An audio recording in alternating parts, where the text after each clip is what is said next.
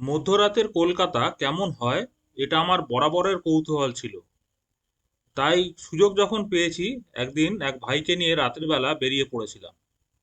বেশিরভাগ জায়গার photo video করতে পারিনি, করা উচিতও নয় কারণ শহরের সুরক্ষার কারণে। সেই কারণেই এই ডিসক্লেমার। আর যেটুকু করতে পেরেছি সেগুলো এখানে দিলাম।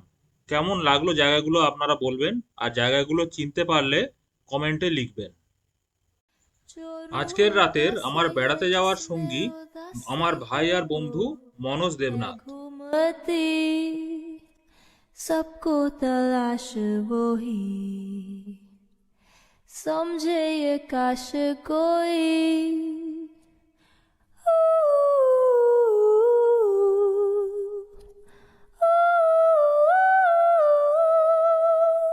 আমাদের আজকের রাতের এক্সপিডিশন শুরু হয়ে গেছে।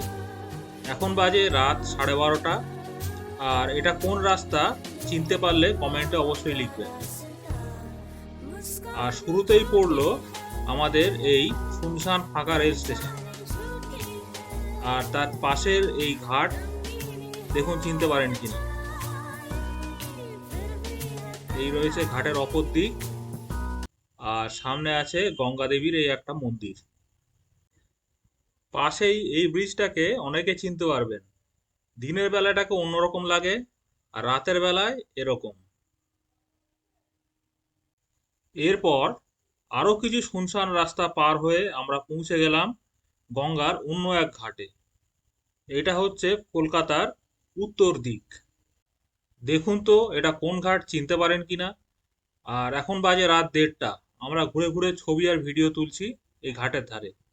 আর এখানে দেখলাম আমরা কবিগুরু রবীন্দ্রনাথ ঠাকুরের সমাধি প্রাঙ্গণ।